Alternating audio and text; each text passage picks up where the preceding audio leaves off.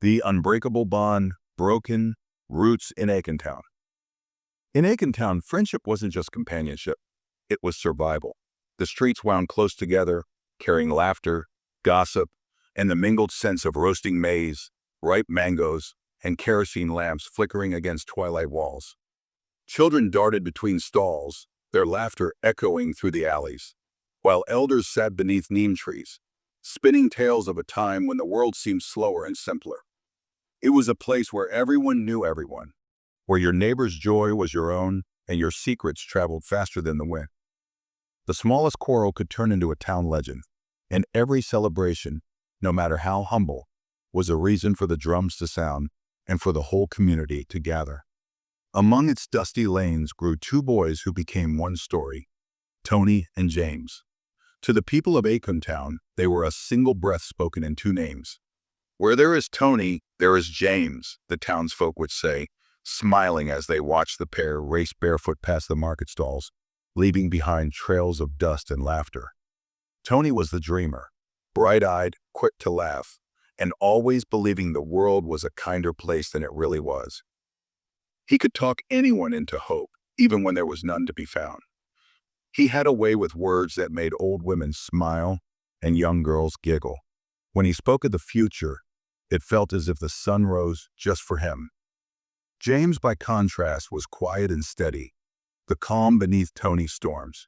He didn't say much, but when he did, his words lingered, as if the air itself listened. If Tony built castles in the sky, James built the ladders to reach them. He was practical, strong, and fiercely loyal.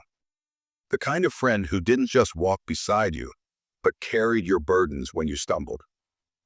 Their friendship was forged in the small struggles of Akon Town, mending torn school uniforms, sneaking mangoes from the chief's orchard, studying under the dim glow of a kerosene lamp when electricity failed yet again. They shared dreams whispered under star-pinned skies, dreams of becoming men their town could be proud of. From primary school pranks to teenage ambitions, their paths never diverged. They studied side by side, took odd jobs, fetching water, loading lorries, fixing bicycles, to help their families make ends meet. And through every hardship, their bond grew stronger, like the roots of the great baobab that stood at the heart of Akon Town. When they finally graduated from university, two of only a handful from their town to do so, it wasn't just a personal triumph, it was a communal celebration. Mothers wept with pride, fathers clapped each other's shoulders, and children followed them through the streets as if they were heroes. Even old men nodded sagely, murmuring, "Those two will go far." For a while it felt true. Their names carried a promise, proof that even from dusty roads, great things could grow. But time has a way of testing promises. Months passed, and the excitement dulled. The degrees that once shone like medals gathered dust in drawers. Job applications vanished into silence. Interviews ended with polite rejections that tasted of pity. Each day began to look like the last, and the world beyond Akon Town felt like a door forever closed. Tony's laughter, once the town's favorite sound, began to fade. His shoulders slumped beneath invisible weight. The dreamer who once painted the sky with hope now spent long hours staring into the distance. James noticed, of course. He always did. He too felt the frustration gnawing at him, the ache of knowing he had done everything right and still had nothing to show for it. But unlike Tony, James carried his disappointment quietly, folding it into himself like a letter he never meant to send. It was during one of their long walks by the river that Tony finally broke the silence. The water shimmered beneath the late afternoon sun, carrying reflections of clouds and fading ambitions. "James," Tony said softly, kicking at a pebble, "we can't keep waiting here. There's no work, no future. We're wasting away." James didn't answer at first. He watched the river twist and turn, restless and unending, and thought of how it always found a way forward. "Where would we even go?" he asked at last. Tony turned to him, eyes bright with that familiar spark, the same one that had fueled him since childhood. "Workers' country," he said. "Kofi wrote to me. Says there's work there. Maybe not glamorous, but something to start with." James frowned. "It's far. And we don't know anyone. Tony smiled, the corners of his mouth curving with fragile hope. We have each other. Isn't that enough? James looked at his friend for a long moment. The river murmured between them, carrying secrets downstream. He saw in Tony's face the boy he had grown up with, the laughter, the faith, the fire that refused to die. And though his own heart was heavy with doubt, he knew the answer before he even spoke. It's enough, he said quietly. The sun dipped lower, painting the water in gold. Two silhouettes stood side by side on the riverbank, two boys bound by loyalty and dreams, unaware of the storm that waited beyond the horizon. In Akon Town, people would later say that was the day everything began to change. The warehouse life. Workers' country was nothing like the dream. It was colder, grayer, harder. The city skyline they had imagined, shining towers, busy streets, men in suits striding toward success, was replaced by endless rows of factories and warehouses stretching into the fog. The air was thick with smoke and the metallic tang of iron. Even the sky seemed tired, stained with the soot of ambition. The first thing Tony and James learned was silence. In workers' country, no one asked where you came from, and no one cared. Everyone was too busy trying to survive. Their first job came at a sprawling warehouse on the city's edge, a monstrous place of corrugated metal and echoing walls, where the clang of machinery filled every second of the day. Forklifts whirred past, workers shouted over the din, and conveyor belts never stopped moving. It was a world built on repetition. Lift, stack, seal, repeat. There were no degrees here, no applause, no pride. Just shifts, sweat, and survival. Tony and James worked side by side, learning the rhythm of the bell that ruled their lives. The sharp ring that pulled them into motion, the softer one that released them into exhaustion. Their hands grew calloused, their backs ached, and every night the ache spread deeper into their bones and their dreams. Their apartment was small, a narrow space on the top floor of a peeling building. The walls were thin enough to hear neighbors arguing, babies crying, radios humming old songs from home. Two narrow beds, one flickering bulb, a single stove in a corner that barely qualified as a kitchen, but it was theirs. And in that cramped space, they built something like comfort. Tony often cooked, humming softly as he stirred a pot of rice or beans, sometimes tossing in a handful of peppers to remind them of home. The smell of frying onions would fill the room, cutting through the warehouse stench that clung to their clothes. James would sit nearby, mending a torn sleeve or carefully calculating the week's expenses on a scrap of paper. Rent, food, bus fare, a few coins set aside for emergencies that never seemed to end. After dinner, they'd sit by the window, watching the city lights blur through fog and smoke. They talked about Akon Town, the sound of rain on tin roofs, the laughter of children chasing goats through puddles, the voices of their mothers calling them in at dusk. Sometimes they'd let themselves dream again. Tony spoke of saving enough to start a logistics company. We already know the trade, he'd say, smiling through his fatigue. Transport, loading, distribution. It's in our hands every day. We just need the capital. James would nod, eyes distant. One day, I'll build a house for my mother, one with a proper roof, no leaks when it rains.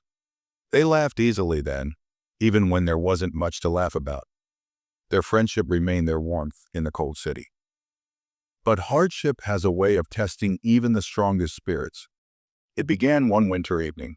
The cold was sharp enough to bite through their thin jackets and the wind howled like something alive. James came home first, shoulders sagging under exhaustion. He found Tony sitting on the bed, pale and shivering, a damp cloth pressed to his forehead. "Tony?" Tony tried to smile, but it faltered. His lips were dry, his eyes glazed. "Just a cold," he murmured. But when James touched his skin, it burned. The next morning, Tony could barely stand. Rest," James said firmly. "You're not going in tomorrow." Tony shook his head weakly. "If I don't go, they'll fire me. You know how they are." "I'll talk to the supervisor," James promised.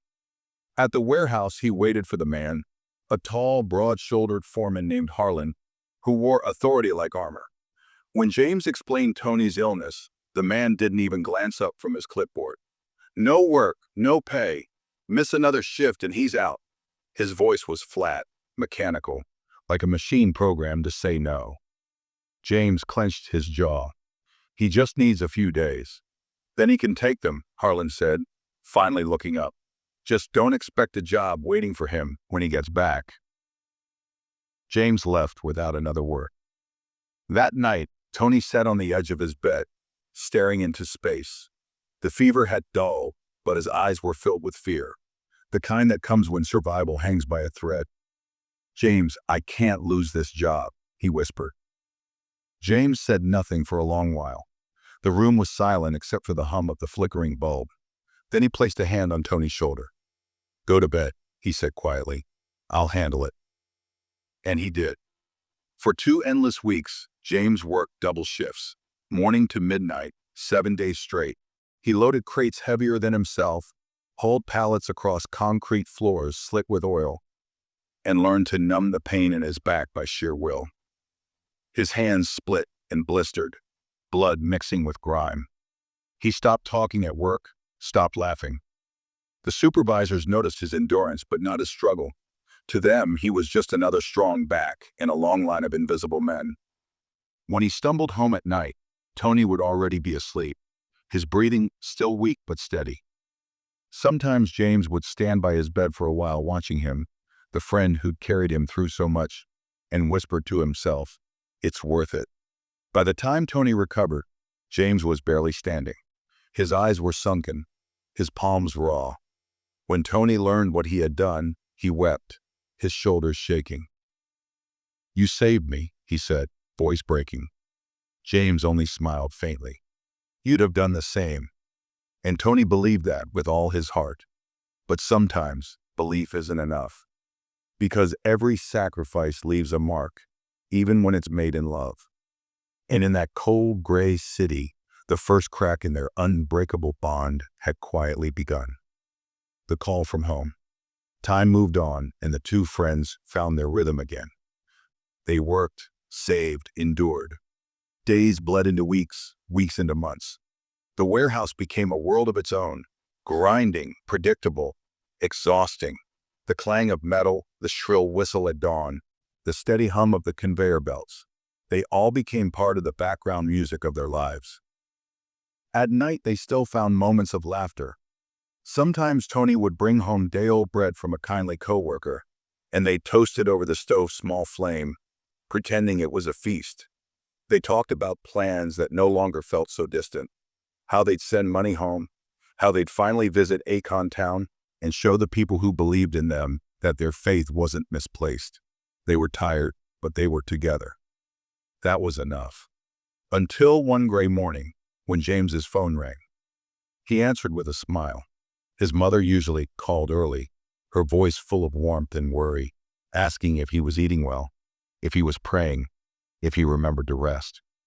But the voice that came wasn't hers. "James," the voice trembled. Familiar yet wrong. "It's me, Auntie Afua. Don't panic, but there's been an accident." James's stomach tightened. "What happened?" A pause, then softly, "It's your mother. She's gone." The world went silent. The warehouse noise faded into nothing. His breath caught. The phone slipped from his fingers, and his knees gave way. Tony, hearing the crash, was at his side in an instant. "James, what happened?" James's lips moved, but no sound came. Finally, he managed one word, broken and small. "Mother." Tony didn't need to hear the rest. He just held him as James shook, silent sobs racking his body. Around them, the warehouse workers glanced over, then turned away. In a place like this, grief was private. Everyone carried their own version of it. That night, the apartment was still.